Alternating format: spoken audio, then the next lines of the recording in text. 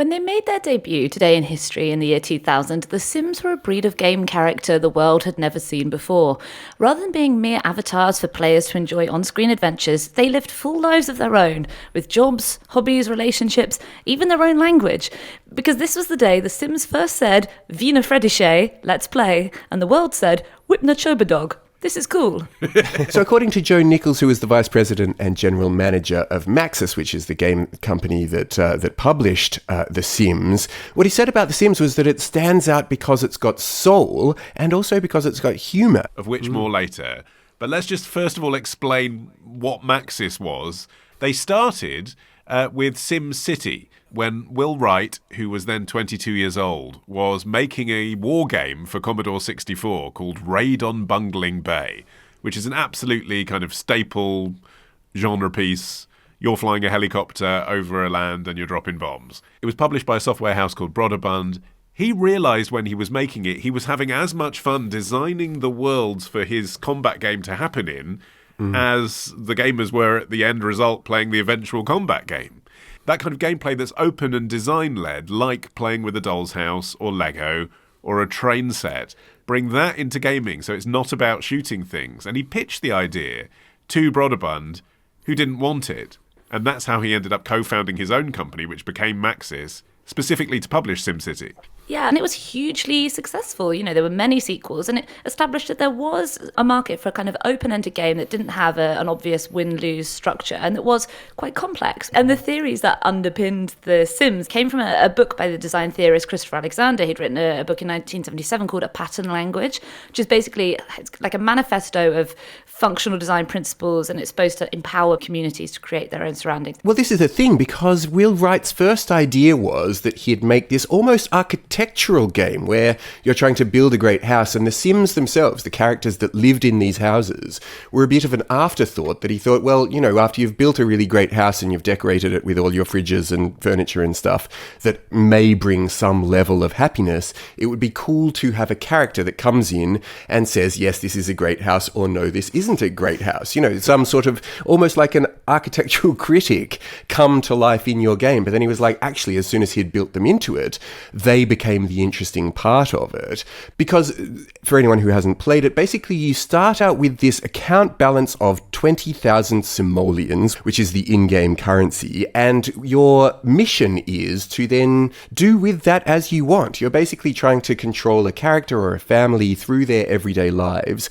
So there's a real kind of open-endedness about the game that makes it hugely satisfying for players, because it is just a sort of doll's house come to life. Yeah. And actually, a lot of it isn't particularly escapist. I mean, that's the other thing that's sort of quietly revolutionary about it, is that, yes, you can sort of live a second life and do things that you can't do in the real world. But some of the things, when this game finally got released, that people chose to do, you know, were like go to the toilet, build a kitchen,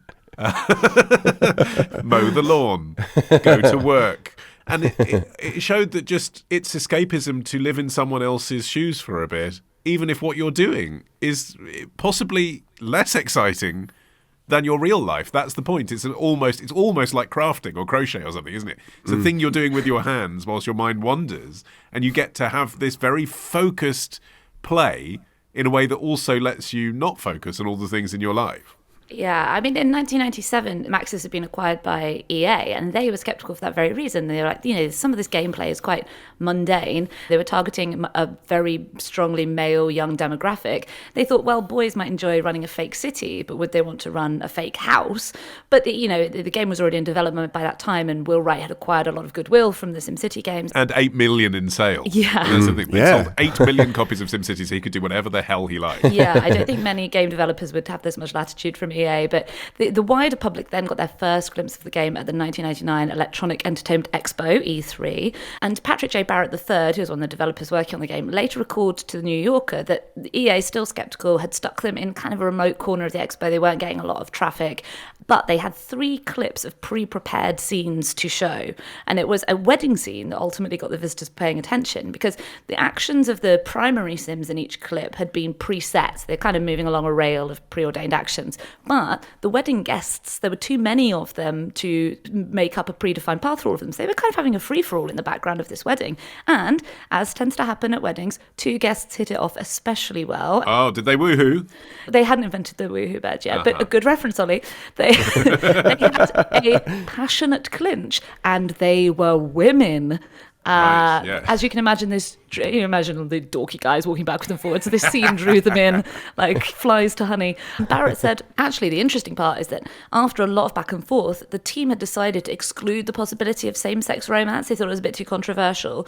But when he came to code the social interactions, he was working from an old document before that decision was made. So it was just a total coincidence that same-sex romance was possible. But that was what sort of, as you can imagine, was a bit of an eye-catching scene and got people visiting the stand and got some buzz going around the game. Well, that's the thing, that it's long been lauded as this game of self-expression where you're free to do with your Sims exactly as you please.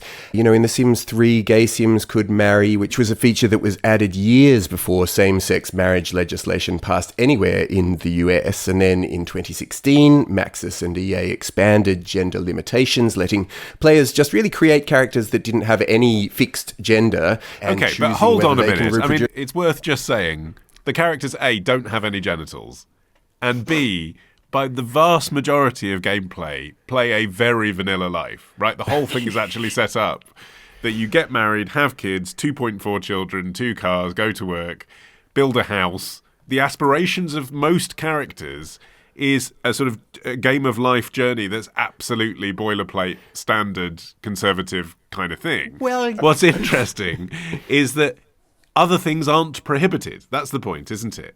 So you can answer the criticism that other lifestyles are being, quote, sold to you, because they're not. The whole point is that things aren't being encouraged, but they aren't being prohibited. That open gameplay. The other thing that was, again, quietly revolutionary about it is any gender can do any action. Which means young girls playing the game can take on what would be seen as a male job for their adult character. Yeah, but I mean, it's also a game where you've got like a family of vampires where you can have a male sim be abducted by aliens and impregnated with a half Martian baby, and there's a clown who steps out of a painting to try and cheer up depressed sims, and you have to hire a clown catcher to get rid of him. I mean, there's a lot of surreal humour to the game. It was the best-selling game of the year 2000 and 2001. That was the same game. This was before The Sims 2 came out. And critics were wowed too.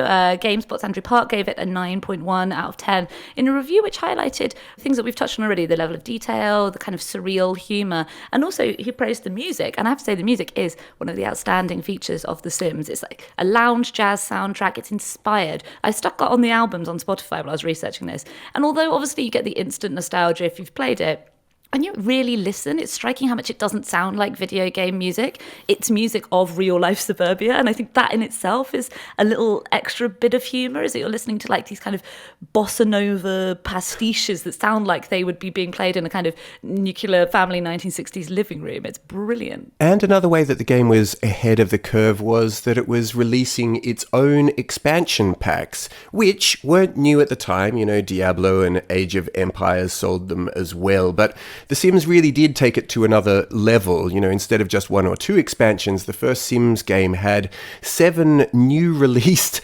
expansion packs in the span of just 3 years to satisfy this player base that just wanted to do everything, have new objects and different architectural styles and be able to do different things with their Sims that weren't baked into the original game. And so there was an easy way to make a bit more money out of people, but also give players what they wanted.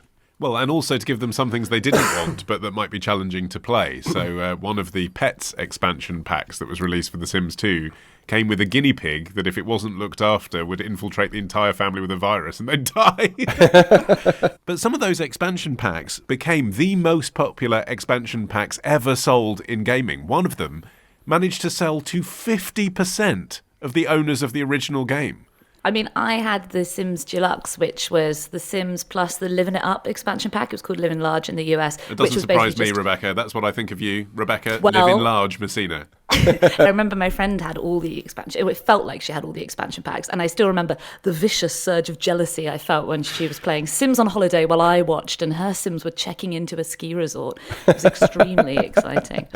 There's a cool thing that they've done all the way through the series, but has really been amped up in The Sims 4, where you can encounter games consoles or computers that allow you to play other EA games. And in The Sims 4, you can actually sit down and play Tetris or The Elder Scrolls or SimCity or The Sims, which has this sort of fascinating, mind-bending opportunity for you to get one of your Sims to sit down and play The Sims.